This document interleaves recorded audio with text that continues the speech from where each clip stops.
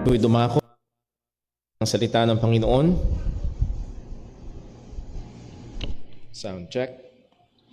Well, siguro ho marami sa inyo ang nakabalita ng malungkot na balita noong July 14, that is 2 weeks ago, ang aming tinuturing ni Brother Daryl na si Lolo John MacArthur ay umuwi na sa Panginoon sa edad na 86 at nagpastor ng higit na 5 dekada sa iisang church. At yun ay napakadalang. Madalas daw on the average, ang isang pastor sa church sa Amerika ay tumatagal lang on the average ng 2 to 3 years and then lumilipat na or nag-quit na. Pero itong lalaking ito ay naging matapat sa kanyang paglilingkod. At siya ang unang magsasabi, hindi naging perpekto, pero isa sa kamangha-mangha ay walang lumabas na anumang skandalo pagkatapos ng kanyang kamatayan. It is sad to see na may mga Christian leaders na pagkatapos ng kanilang kamatayan ay pumuputok, lumalabas. Ika nga yung mga tinatagong bungo sa mga cabinet nila. Pero umulan ng maraming mga papuri, umulan ng maraming appreciation sa ministry ni Brother John MacArthur. 3 beses ko lang siya nakita at isang napaka-humble na tao at sobrang haba lang nung pila tuwing pagkatapos ng gawain para sana makapagpa-picture at makapagtanong sa kanya. And I was very excited nung minsan ako napunta sa Grace Community Church at may tanong sana ako, kaya lang yung lalaki bago ako or dalawa tapos ako, yung nauna sa akin ay mahaba ang tanong. At nung pagdating sa akin ay nagmamadali na siyang umalis. Nevertheless, yun ang personal memory ko with Brother John MacArthur. At ang isang laging sinasabi patungkol sa kanya ay hindi man siya ka-agree ng ilan pagdating sa issue ng baptism or ng eschatology, ay nahandoon na kinikilala ang kanyang katapatan sa salita ng Diyos. Primarily sa ministry ng exposition or expository preaching. Siya ay talagang pinupuri at kinikilala bilang talagang unrelenting, faithful expositor ng salita ng Diyos. And isa sa mga malaking impluensya sa akin, lalo na nung ako ay bago pa lamang na mangaral, ay itong taong ito. Now, hindi ho patungkol kay John MacArthur ang ating pag-aaralan ngayong hapon na faithful na mangangaral ng salita ng Diyos, kundi meron pang ulit isang John na mas naunang namatay 2,000 years ago kaysa kay John MacArthur. At walang iba ito kung hindi si John the Baptist. At si John the Baptist din naman ay isang naging tapat na mangangaral, isang naging tapat na saksi, isang naging tapat na forerunner ng ating Panginoong Hesukristo. At ating sisilipin panamandalian sa passage na ating binasa ang uri ng ministry or ang patotoo ni Juan Bautista patungkol sa ating Panginoong Hesukristo. And it will do us well as a Baptist church. It will do us well sa akin personally as a pastor or sa atin bilang mga saksi ni Kristo na nagpapatotoo sa Ebanghelyo ni Kristo na matuto, makita ang mga patotoo ni Juan Bautista patungkol kay Jesus at nawa ay ito ay magkaroon ng positibong epekto at maging magandang halimbawa sa atin. So ito ho ang mensahe ngayong hapon. John was faithful to his duty to be the forerunner of the Messiah and points us to Christ. And we as believers must also do the same as faithful witnesses to Christ. So si Juan Bautista ay tapat sa kanyang tungkulin bilang tagapangunang mananakbo ng Mesiyas o ng tagapagligtas at tinuturo ang mga tao kay Kristo. At tayo din naman bilang mga mananampalataya ay kinakailangang maging pareho rin naman na tapat na saksi para sa ating Panginoong Jesus. So tayo ho muna ay manalangin. Pag naming Diyos, aming Ama sa langit, aming pinupurit, pinapasalamatan ka sa iyong biyaya, sa iyong pagliligtas sa amin, sa iyong salita. Pinapasalamatan ka rin namin, Panginoon, sa mga taong ginagamit mo all throughout the church history na mga mangangaral at mga tapat na mga lingkod mo. Particularly, I praise you and thank you, Panginoon, sa ministry at naging buhay ng aming kapatid at kamanggagawa na si John MacArthur. At ngayon, O Diyos, sa aming pag-aaral ng iyong salita, help us also to learn sa isa ring tapat na manggagawa at mangangaral. Walang iba kundi si Juan Bautista. At Ama, ingatan mo kami, tulungan mo kami, at nawa ikaw ang maluwalhati. Lalo naming makilala si Jesus sa pamamagitan ng tapat na mangangaral na ito. Lahat ng ito'y dalangin namin sa pangalan ng aming Panginoong Hesukristo. Amen. Well, gusto ko muling saysayin yung isang bagay na nilinaw natin last Sunday afternoon na si John the Baptist ay the Baptist. Okay? Hindi siya isang Baptist by religion.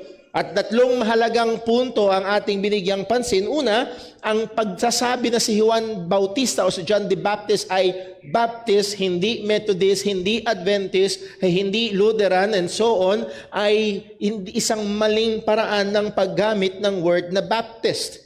That word Baptist, baptiste sa Greek, ibig sabihin is baptizer, one who administers baptism. Yun ang gawain niya. Hindi yun ang religious denomination niya. Hindi yun ang sekta niya. So again, hindi siya ang tagapagtatag ng Baptist Church. At hindi rin dahil binautismohan niya si Jesus, ay matik na si Jesus ay isa rin daw Baptist. So yun ho ay kasinungalingan. Pangalawa, ang paniniwala na si Juan Bautista ay Baptist, therefore si Jesus ay Baptist din, ay nagpo-promote ng maling doktrina patungkol sa church. Mangyayaring mag-e-exist muna ang church bago mabautismuhan si Kristo. Nag-e-exist na ang church bago pa sabihin ni Jesus na I will build my church. And then pangatlo, ang paggawa kay Juan Bautista na Baptist and therefore si Jesus at ang mga apostol ay Baptist din daw kuno ay hindi pagtataas kay Kristo kung hindi pagbababa sa Kanya. Ito'y paggamit kay Jesus, ito ay isang madayang pagsubok na paggamit kay Jesus para itaas ang isang denominasyon. Well, para bang ganito, kung member natin si Stephen Curry, oh, wow! Member nyo si Stephen Curry?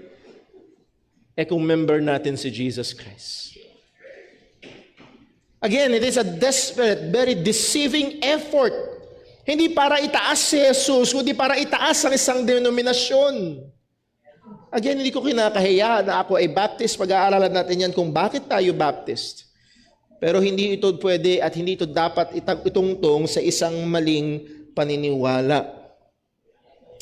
So hindi ito pagtataas kay Jesus, kundi pagbababa kay Jesus. At isang makikita ho natin sa ministry ni John the Baptist ay hindi niya tinaas ang kanyang pagiging Baptist. Ang itinaas niya ay walang iba kung hindi ang ating Panginoong Hesukristo. Nakita natin last time, we established the credibility of John as the witness or as a witness to Christ. Siya ay isang mirakulong anak sa pagitan ng mag-asawang si Zacharias at si Elizabeth na tinawag na baog. Siya ang fulfillment ng sinabi sa Malakay 3:1 na messenger na maghahanda ng daan ng Panginoon.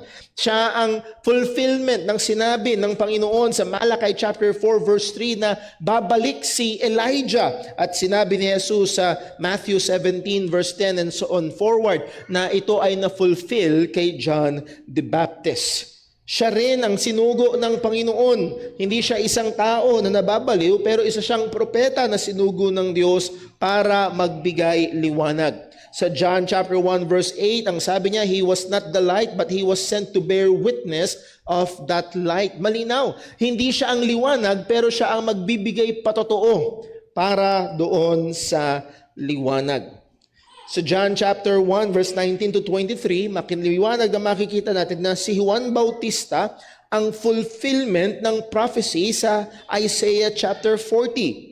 Ang sabi sa Isaiah chapter 40, the voice of him that crieth in the wilderness, prepare ye the way of the Lord, make straight in the desert a highway for our God. So siya yung tinatawag na forerunner. Siya yung maghahanda ng daan. At pagdating sa John chapter 1 verse 22, they said unto them, said they unto him, who art thou? Tinatanong na si John, sino ka ba? Anong tugon ni John sa kanila? Verse 23, he said, I am the voice of one crying in the wilderness, make straight the way of the Lord, as said the prophet is Isaiah.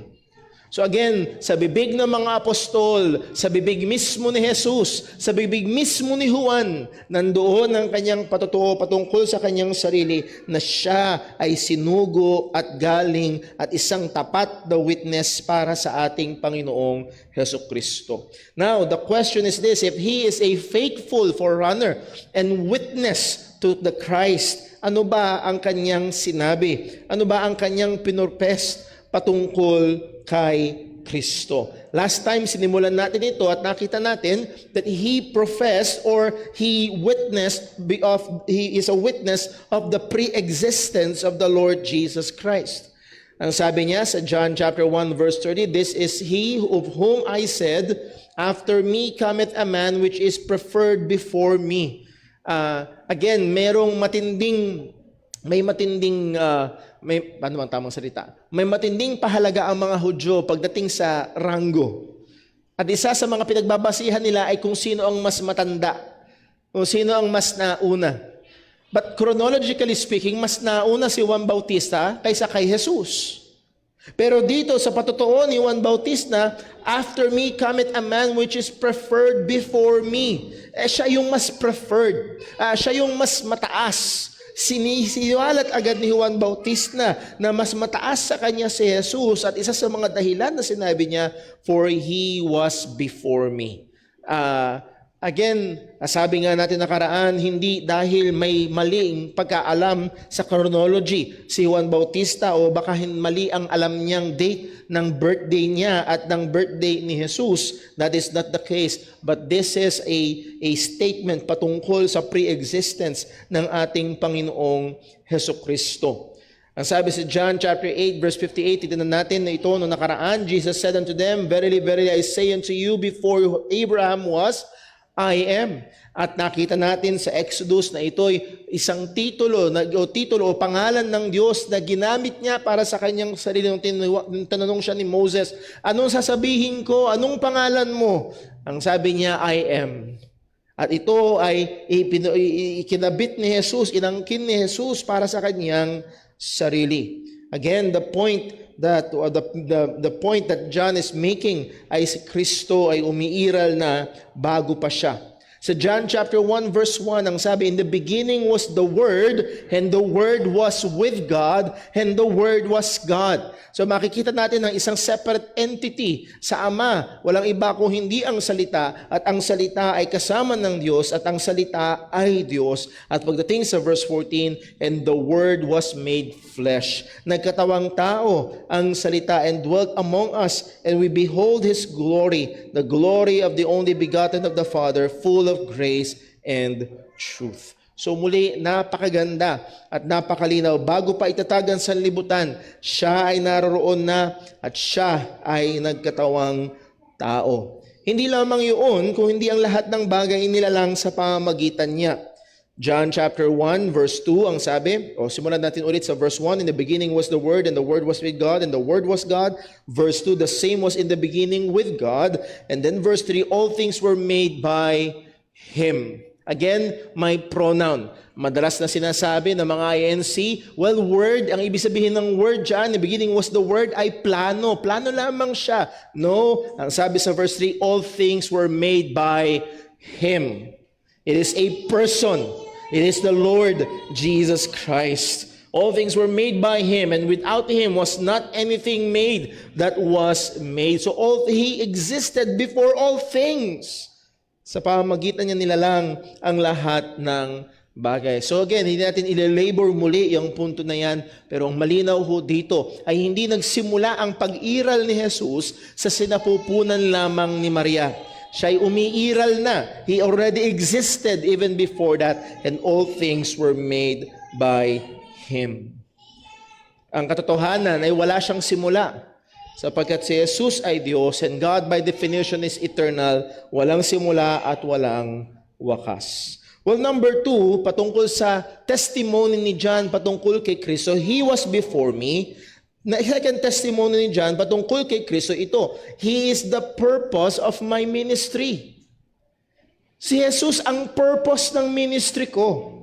Ang sabi niya sa verse 30, balikan natin John 1:30. This is he of whom I said, after me cometh a man which is preferred before me. Okay? Ito yung sinasabi ko sa inyo, sabi ni John. Pagkatapos ko ay merong kasunod sa akin, merong susunod sa akin na na mas mahalaga kaysa sa akin. Bakit? For he was before me. At ang sabi niya sa verse 31, and I knew him not. Hindi ko siya, meron dalawang interpretation dito. It's either one, hindi ko siya kilala. Dahil noon, hindi ka pa pwedeng mag-send ng friend request sa kamag-anak mo sa probinsya at magkikita kayo. Walang video call noon. Malayo ang kanilang mga tahanan sa isa't isa at higit sa malamang ay kung hindi man matagal na nung sila huling nagkita or talagang hindi sila o ngayon pa lang sila magkikita or ang sabi ng ilang mga commentaries I do not recognize him to be the Messiah. Maaaring kilala niya si Jesus bilang anak ni Jose at ni Maria, bilang kanyang malayong kamag-anak, pero hindi niya kilala si Jesus bilang Mesiyas, bilang tagapagligtas. And I knew him not. Hindi ko siya nare-recognize. It's either hindi ko siya nakikilala or hindi ko siya nare-recognize as the Messiah. Pero pagkatapos niyang sabihin yun, but that he should be made manifest to Israel, therefore I am come, baptizing with water. Yun ang gawain ni John. He is calling people to repent. And he is calling people to be baptized with the baptism of repentance. Tinatawag niya ang mga tao para sa bagay na ito. At ang sabi niya, kaya ako tinatawag ang mga tao sa pagbabautismo sa tubig ay ito, that he should be manifest to Israel. Sa ESV, ang translation na ito, I myself did not know him, but for this purpose I came baptizing with water. Ito yung rason kung bakit ako dumating at nagbabautismo. Ito yung rason kung bakit ako nangangaral, that he might be revealed to Israel. Para siya ay maihayag, para siya ay maipakilala sa Israel. Ito ang ministry ni Juan Bautista. Hindi ito para sa kanyang sarili, hindi para ihayag ang kanyang sarili, hindi para ipangalandakan at gawing dakila ang kanyang sarili, kung hindi para kay Kristo. Again, siya nga ang katuparan nung sinabi sa Isaiah na make straight the way of the Lord. Siya ay forerunner. Hindi siya ang kumbaga, hindi siya yung big shot, siya yung tagaturo sa mga tao doon sa big shot. Hindi siya nagbabaptize para i-establish ang Baptist Church. Hindi siya nagbabaptize para tawagin ang mga tao sa kanyang sarili. Ang ministry niya ay merong purpose. Ang purpose nito is that he might be revealed to Israel. At merong pagkakataon sa ministry ni John, pagkatapos niyang mabaptize si Jesus Christ, doon nagsimula ang ministry ni Jesus. Doon nagsimulang mangaral si Jesus. At napansin ng mga tagasunod ni John na dumadami ang tagasunod ni Kristo. And again, pagkatapos ng baptism kay John, ano na nangyari? Libo-libo, multitudes na ang sumusunod kay Jesus.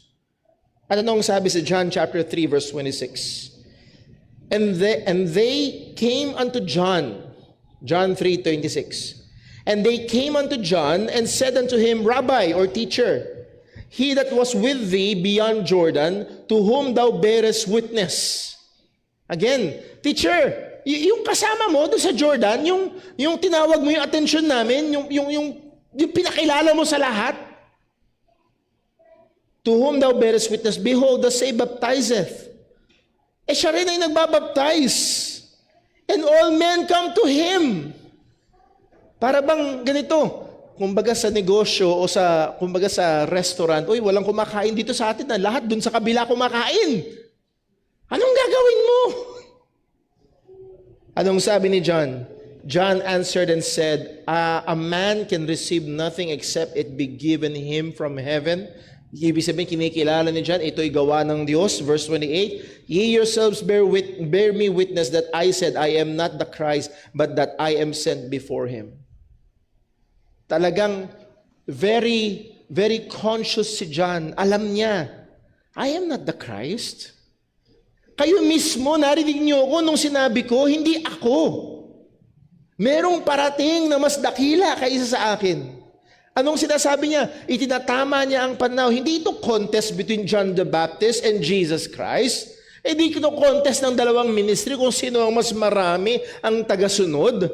Ang sinasabi niya, ginagawa niyang maliwanag. Kaya ako narito, kaya ako nagsimula ng ministry ay para ituro ang mga tao sa Kanya. Verse number 29. He that hath the bride is the bridegroom, but the friend of the bride, he that hath the bride is the bridegroom. But the friend of the bridegroom, which standeth and heareth him, rejoiceth greatly because of the bridegroom's voice. This my joy therefore is fulfilled. Ginamit ni John ang larawan ng kasal. Kumbaga siya yung best man. At nahandun yung groom, andun yung bride. Yun daw ang sabi niya, he that hath the bride is the bridegroom. Sa araw ng kasal, sino ang bida? Well, sa culture natin, medyo mas bida yung babae. Doon ay medyo mas bida yung lalaki. And then ang sabi, he that hath the bride is the bridegroom. Hindi tama na yung bride ay kasama ng best man. Tama lang na yung bride ay kasama ng groom. Kuha? So kung ang mga tao ay na kay Kristo, tama lang yun. Yun ang sinasabi ni John. Verse 30, and what a statement na dapat matutunan ng bawat pastor, bawat ministro sa iglesia. At ang sabi niya, he must increase, but I must decrease.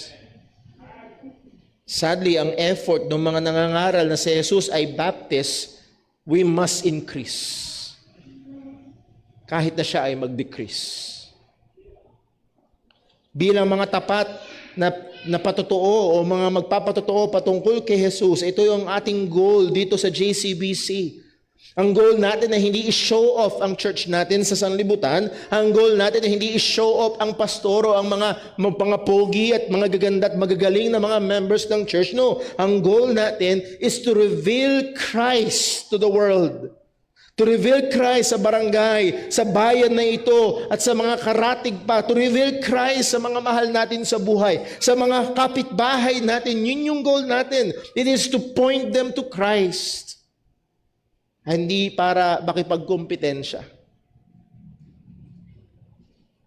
Again, as we have said, magiging busy tayo sa mga maraming ministry, Lord willing, children's ministry, yung mga home Bible studies, at we have the same goal. It is to reveal Christ to them, at sila ay maging tagasunod ni Kristo, that they be disciples of Christ, hindi tagasunod ni Polito o tagasunod ni Numan.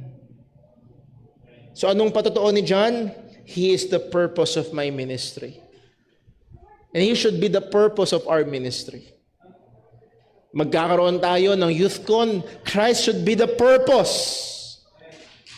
Hindi ang anuman o sinuman. Well, number 3, sa patotoo ni John patungkol kay Kristo. Number 3. Sabi ni John, that He is the purpose of my ministry. Number 3, He is the Son of God. Sa verse number 32, ang sabi ni John, and John bare record, John chapter 1, verse 32, and John bare record saying, I saw the Spirit descending from heaven like a dove, and it abode upon Him. And I knew Him not, but He that sent me to baptize with water, the same said unto me, upon whom thou shalt see the Spirit descending and remaining on Him, the same is He which baptizeth with the Holy Ghost. Muli, it might mean, ang sabi doon sa verse number 33, I knew Him not. It might mean, I never knew Him, hindi ko siya kilala, or I did not recognize Him, hindi ko siya nakilala bilang siya ang Mesiyas. Nevertheless, ang ibunto dito, until that sign was clearly seen. Hindi ko alam na siya ang Mesiyas. Ang alam ko lang, anak lang siya ni Jose. O ang alam ko lang, anak lang siya ni Maria. Ang alam ko lang, siya'y pinsan ko. Maaaring ganoon. O talagang hindi siya kilala. Hindi ko siya namumukaan dahil hindi pa kami nagkikita. Until na nangyari yung sign na sinabi sa kanya ng Diyos. And again, this is a sign divinely revealed. Ang sabi sa verse number 33, I knew him not, but he that sent me to baptize with water, the same said unto me. Hindi ko siya nakikilala, pero yung nagsugo sa akin, sino ba ang nagsugo kay John? Walang iba kung hindi ang Diyos. At ang Diyos mismo ang nag-reveal kay John ng tanda. At anong tanda? Kanino man niya makikita ang banal na Espiritong bababa na gaya ng kalapate o gaya ng ibon at na mananatili sa kanya, siya na yun. Siya ang magbabaptize ng banal na Espiritu.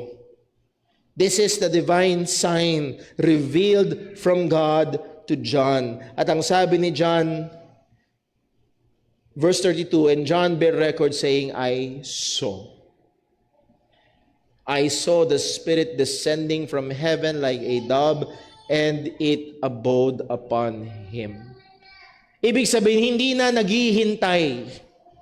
Tapos na ang paghihintay para sa darating na tagapagligtas. Dumating na ang tagapagligtas. Ang hinihintay na lang natin ay yung kanyang pagbabalik. Nangyari na yung tanda, nakita na, ito na ang totoo.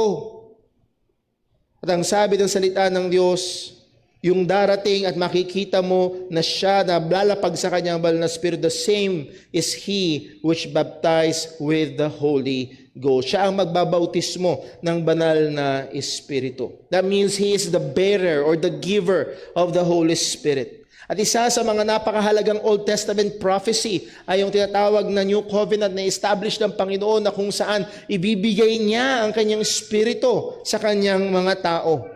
Sa Ezekiel chapter 36 verse 25 ang sabi, Ezekiel 36:25, then will I sprinkle clean water upon you, and ye shall be clean from all your filthiness, and from all your idols will I cleanse you. A new heart also will I give you, and a new spirit will I put within you, and I will take away the stony heart of you, out of your flesh, and will give you an heart of flesh. Verse 27, and I will put my spirit within you.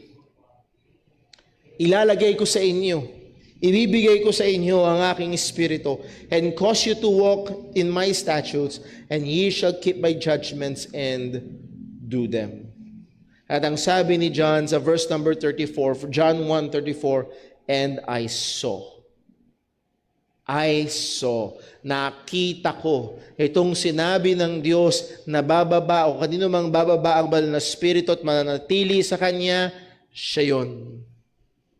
And I saw, sabi sa verse 34, sabi niya, I saw and bear record. This is the testimony of John the Baptist, that this is Jesus the Baptist. No. This Jesus is the Son of God. Ito ang patotoo ni Juan Bautista. Ito ang conclusion niya. Ito nga ang Mesiyas. As we will see a little bit later, ito nga ang kordero ng Diyos. Ito nga ang anak ng Diyos. Now sadly, itong messianic title, the Son of God, ang tingin ng iba ay rather than proclaiming the superiority of Christ, ay ito daw ay nagpapakita ng inferiority. Baka mamaya akala ko, baka meron pa dito, hopefully wala, pero maraming mga tao na kagaya ko noon, na ang tingin ko, well, syempre, una the Father, the Son, and then the Holy Spirit. Parang mas may mga level. At ang pinakamataas ng Ama, syempre siya, anak lang, edi pangalawa lang, and then pangatlo, ang banal na Espiritu. That is not the case.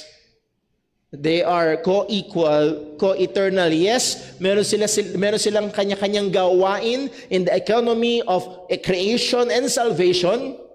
Meron silang relationship sa isa't isa, pero hindi mas mababa ang isa kaysa iba. So itong term or title, the Son of God, does not connote, hindi ito nagpapakita ng inferiority sa Ama. Pero anong pinapakita nito? Well, una, pinapakita nito ang napaka-close relationship between the Father and the Son. That close relationship. Sa Luke chapter 10 verse 21 ang sabi. Luke chapter 10 verse 21. In that hour, Jesus rejoiced in spirit and said, I thank thee, O Father, Lord of heaven and earth, that thou hast hid these things from the wise and prudent, and hast revealed them unto babes. Even so, Father, for so it seemed good in thy sight. Verse 22.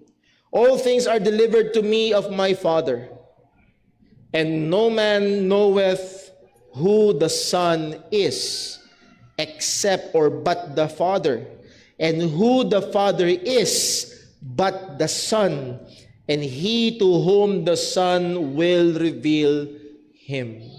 So makikita natin dito yung napaka-tight and close relationship between the Father and the Son. Ang sabi ni Jesus sa verse number 21, walang makakaalam nito, O Ama, liban na lang na ikaw ang mag-reveal. At ang sabi niya sa verse 22, walang nakakakilala sa anak kung hindi ang Ama. At walang nakakakilala sa Ama kung hindi ang anak. At kanino man niya ipakilala ang Ama.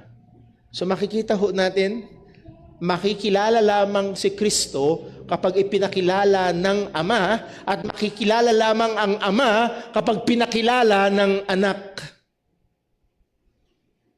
Again, that close and very tight relationship between the Father and the Son.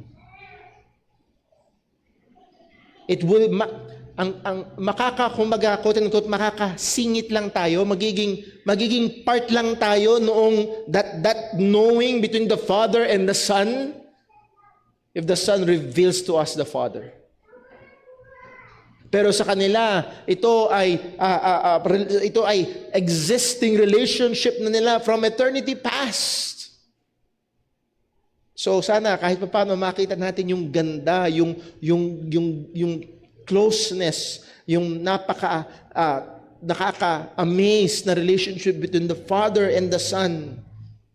So yung term na He is the Son of God ay hindi nagpapakita ng inferiority, kundi nagpapakita ng closeness. And also, it asserts, as we have said before, the deity of Christ. Again, hindi pinapakita ng titulong Son of God na mas bababa, kundi pinapakita nito na sila ay pareho. At ito ang punto. Ang anak ng kabayo ay kabayo. Ang anak ng unggoy ay unggoy. Ang anak ng elepante ay elepante. Ang anak ng Diyos ay Diyos. Now, yes, alam ko, baka mamaya naglalaro sa inyong kaisipan, Brother Paul, di ba tayo yung mga anak ng Diyos? Tayo rin ba ay mga, no. Hindi tayo mga Diyos, we're not little gods. But, anong pagkakaiba? Tayo ay inampon sa pamilya ng Panginoon. Pero si Jesus lamang ang bugtong na anak ng Diyos. He is the Son of God. It shows His sameness with the Father. Hindi sila magkaiba. Sa John chapter 10 verse 29, medyo nahagingan na natin ito noong nakaraan. My Father which gave them me is greater than all, and no man is able to pluck them out of my Father's hand. I and what? My Father are one. Iisa kami. Iisa kami.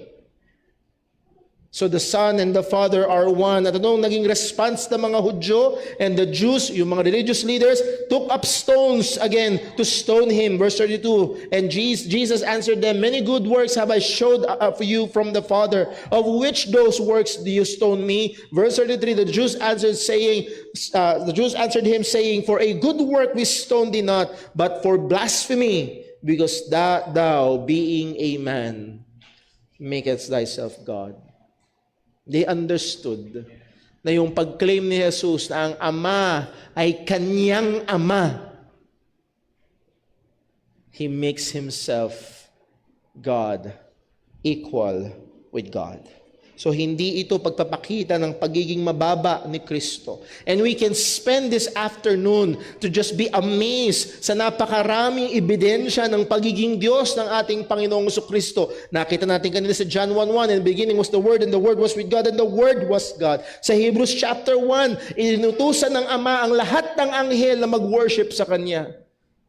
Ito yung pinagkakaulit-ulit ko doon sa kamag-anak naming INC. Inutusan ng Ama ang mga anghel na sumamba sa tao. And then sa Hebrews chapter 1, tinawag ng Ama ang anak na Diyos. If Jesus is really God, ang sabi nila, bakit siya nagutom? Kung siya'y Diyos, bakit siya namatay?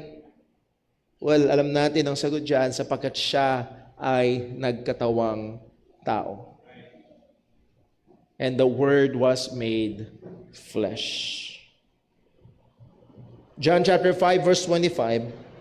John chapter 5 verse 25. That all men should honor the Son. Lahat daw ng tao ay dapat i-honor ang anak. With no exemption. Paano? Paano natin dapat i-honor ang anak? Even as they honor the Father. Kung paanong ino-honor ang Ama, ganun din daw dapat i-honor ang anak. Hindi magkaiba, hindi mas mataas sa Ama, kundi pareho. He that honoreth not the Son, honoreth not the Father which hath sent Him. Kaya hindi tayo po pwedeng sabihing pareho sa mga tritheists, or sa mga naniniwala na si Jesus ay Diyos pero mas mababa, o hindi naniniwala na si Jesus ay Diyos, hindi iisa. Sapagkat ang sabi ni, He that honoreth not the Son, kung hindi mo ino-honor ng ganon ang anak na kapantay ng Ama, well, you're not honoring the Father. So, what is John's testimony about the Lord Jesus Christ? He was before me. Number 2, He is the purpose of my ministry. Number 3, He is the Son of God. And number 4, dito tayo matatapos ngayong hapon, He is the Lamb of God. He is the Lamb of God. Alam ko ho, yung nagsusumigaw, nagdudumilat na verse ay purposefully nilaktawan natin, and that is verse number 29. John 1:29, the next day John saith, Jesus coming unto him, and saith, Behold, the Lamb of God, which taketh away the sin of the world. The Lamb of God, siya ang kordero ng Diyos. At para mas maunawaan natin ang larawan na ito na pininta ni John, itong titulo na ito na sinabi ni John patungkol kay Jesus, ay kailangan natin tingnan ng ilang mga mga Old Testament examples patungkol sa kung paano ano ang gamit, nasaan ang tupa o kordero sa economy ng Old Testament Israel. There was a time in the history of Israel that lambs played a great role. May mga panahon sa kasaysayan ng Israel na ang kordero o ang isang lamb ay naging malaki ang tuparin niya o ang kanyang role. For example, sa Exodus chapter 12, na kung saan inutos ng Diyos sa mga Hudyo para sila ay hindi madapuan o para sila ay hindi daanan noong angel of death, that final plague. Anong gagawin nila? They will need to kill a lamb. At yung dugo ay ipapahid do sa doorpost. Basahin natin sa Exodus chapter 12 verse 12. Ang sabi ng Panginoon sa Israel, Exodus 12:12, For I will pass through the land of Egypt this night, and will smite all the firstborn of the land of Egypt, both man and beast, and against all the gods of Egypt I will execute judgment. I am the Lord. Verse 13, And the blood shall be to you for a token upon the house where ye are. And when I see the blood, I will pass over you, and the plague shall not be upon you to destroy you. Then I will smite, when I smite the land of Egypt. So ang isang lamb, sa isang malaking pamilya, kukuha sila ng isa at papatayin at papahid ang dugo sa hamba ng pinto. Kung masyado maliit ang pamilya, maghahati sila doon sa isa. Could you imagine ganong karami na kordero ang namatay nung gabing iyon? At ano ang sabi sa bagong tipan? So dito sa kasaysayan ng Israel ay sinakripisyo ang napakaraming mga lamb that they might not be destroyed. So narito ang kordero ng Diyos. 1 Corinthians 5 verse 7. Kung ang mga Hudyo sa Egypt ay merong tinatawag na Passover lamb, na yun yung lamb na pinatay at pinahid yung dugo sa pintuan o sa hamba ng pinto, that the curse or the wrath of God, the angel of death will pass over them. Kaya tinawag na Passover lamb. Sa 1 Corinthians 5 verse 7, ang sabi, "Purge out therefore the old leaven, that ye may be a new lamb, as ye are unleavened, for even Christ," ano daw? "Our Passover is sacrificed for us." He is the Lamb. Siya yung nagtigis ng dugo para yung hatol ng Diyos na dapat ay para sa atin will pass over us. Notice yung qualification ng lamb. Hindi basta kukuha ka lang ng tupa doon sa kawan. Nagbigay ng qualification ng Diyos. Anong klaseng tupa ang kukunin nila? Balik tayo sa Exodus chapter 12 verse 5. Your lamb shall be what? Without blemish. Exodus 12:5. Your lamb shall be without blemish, a male of the first year. Ye shall take it out of the sheep and or from the goats. It should be a perfect lamb. So, yun yung kalagayan. Without blemish. At muli, ang ating Panginoong Kristo, paulit-ulit sa salita ng Diyos, sa lahat ng punto siya'y tinukso, ngunit walang kasalanan. 1 Peter chapter 2 verse 22, ang ating Panginoong Jesus, who did no sin, neither was guile found in His mouth. 1 John 3:5, ang sabi ni Juan, "And ye know that He was manifested to take away our sins, and in Him is no sin." A lamb without blemish. Walang pula, walang dumi, walang kapansanan, walang pangit. At sa ating Panginoong Kristo, walang kasalanan. And again, I will not belabor the point that through the history of Israel, hindi lamang noon, kundi sa pag-forward pa ng history ng Israel, there will be a continual sacrifice ng maraming mga hayop, but primarily ng mga tupa doon sa templo ng Panginoon. Let's just read some few passages. Exodus 29 verse 38, ang sabi, "Now this is that which thou shalt offer upon the altar, 2 lambs of the first year, day by day continually." 2 lambs, day by day. That's magkano? Ilan? 365 times 2. Verse 39, "The one lamb thou shalt offer in the morning, and the other lamb shalt offer at even.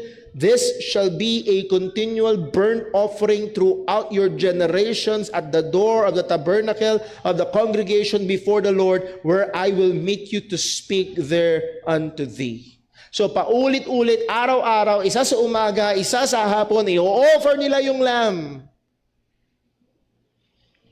Pero pagdating sa Hebrews chapter 10 verse 11, anong sabi sa Exodus chapter 29 verse 42? Continual burnt offering dun sa door ng tabernacle. So makikita nyo yung priest sa tabernacle, laging nakatayo doon, hinihintay yung pang burnt offering. Pero pagdating sa Hebrews chapter 10 verse 11, Hebrews 10 verse 11, "And every priest standeth daily ministering and offering oftentimes the same sacrifices which can never take away sins." Ulit-ulit nilang ginagawa, umaga-gabi, ginagawa nila throughout their generations, but it cannot take away sin. Verse 12, but this man, the Lord Jesus Christ, after he had offered one sacrifice for sin, forever sat down on the right hand of God. Hindi pa ulit-ulit, minsan lang. At pagkatapos niyang i-offer, siya yung lamb na offering at siya din yung priest na mag-o-offer. At pagkatapos niyang i-offer ang kanyang sarili, minsan naupo na. Tapos na. Wala nang kasunod. Verse 13, for henceforth expecting till his enemies be made his footstool. Verse 14, for by one offering he hath perfected forever them that are sanctified. Again, sa pamamagitan ng pag-aalay ni Jesus ng kanyang sarili, He is the Lamb of God. Sa pamamagitan ng pag-aalay ng kanyang sarili bilang pagbayad sa ating mga kasalanan, as John said, behold, the Lamb of God which taketh away the sin of the world. Siya nga ang Kristo. Siya nga ang anak ng Diyos. Siya nga ang kordero ng Diyos na mag-aalis ng mga kasalanan. Ang sabi ni Peter as we close, 1 Peter chapter 3 verse 18, for Christ also hath once suffered for sins, the just for the unjust, that he might bring us to God, being put to death in the flesh, but quickened in the spirit. So ito yung gawain ni John the Baptist. Tinuro niya ang mga tao, hindi sa, well, nagbabaptize na ako, ito na yung panghugas. No. Tinuro niya ang mga tao kay Jesus, na kordero ng Diyos, na mag-aalis ng mga kasalanan. At manatili nawa tayo bilang isang iglesia at sino mang mga mangangaral kung magtatagal pa ang pagbalik ng ating Panginoong Yesus, who knows, ilang generations pa ng mga Kristiyano sa church na ito, at nawa manatili na ang mga mangangaral na tatayo sa likuran ng pulpitong ito ay ituturo si Jesus at ang mga tao kay Jesus at sasabihin, narito ang kordero ng Diyos na nag-aalis ng mga kasalanan ng sanlibutan. So una sa lahat, kung ikaw ay naririto at hindi ka patunay na sumasampalataya kay Kristo, gusto kong ituro sa iyo ang tinuro din ni Juan sa mga tao, si Kristo. Dahil siya lang ang mag-aalis, mag-uuhugas ng iyong mga kasalanan at magliligtas sa makasalanan. At sa atin naman na mga mananampalataya na, purihin natin ang Panginoon. Nabasa natin kanina, no one will know the Son except the Father reveals Him. Mamangha tayo kung paanong tayong makasalanan hindi karapat-dapat, pero nagdalang habag ang Diyos at sa Kanyang biyayang soberano ay binuksan niya ang ating mga mata upang makilala natin si Kristo. At nawa sa biyaya ng Diyos, kagaya ni Juan Bautista, ay maging tapat tayo ng mga witnesses ng ating Panginoong Hesukristo. Kung sino siya at kung anong ginawa niya, at siya ang tagapagligtas, ang kordero na nag-aalis ng mga kasalanan. Let's pray. Panginoon naming Diyos, aming Ama sa langit, salamat po. Salamat sa halimbawa ni Juan Bautista. Lord, hindi siya perpekto. If we will read on, Panginoon, patungkol sa kanyang buhay, ay may mga pagkakataon na nagkaroon siya ng mga question. Nevertheless, siya ay isang tapat na lingkod mo. Ginawa niya na may katapatan ng kanyang obligasyon to prepare the way of the Lord. To be that voice in the wilderness na ituro ang mga tao sa aming Panginoong Jesus. Na kilalanin si Jesus, na itaas si Jesus. At ipakita ngang si Jesus ang iyong anak at tanging tagapagligtas. At nawa, Panginoon, kami rin bilang individual na mga mananampalataya ay tulungan mo, Panginoon, na magkaroon ng tapang, ng kasigasigan upang maging tapat na patotoo kay Kristo. At bilang isang iglesia, tulungan mo kami magkaisa na kung paanong tinaas ni Juan Bautista si Jesus, kung paanong itinuro ni Juan Bautista ang mga tao kay Jesus, nawa manatiling tapat din ang ministeryo ng iyong salita, ang ministeryo ng pulpito sa iglesyang ito ay ituro at dalhin ng mga tao kay Kristo. Tulungan mo kami, O Diyos. Ingatan mo kami, Panginoon, Na huwag kaming mahalin sa aming mga sa tukso ng sanlibutan na itaas at ipromote ang aming mga sarili, kundi, O Diyos, ang lagi at patuloy naming itaas ay walang iba kundi ang aming Panginoong Hesukristo. Ama, salamat po. Ingatan mo kami, tulungan mo kami na hindi lamang maging impormasyon ng mga katotohanan ito, kundi ito'y magkaroon ng epekto sa aming mga buhay bilang mga Kristiyano.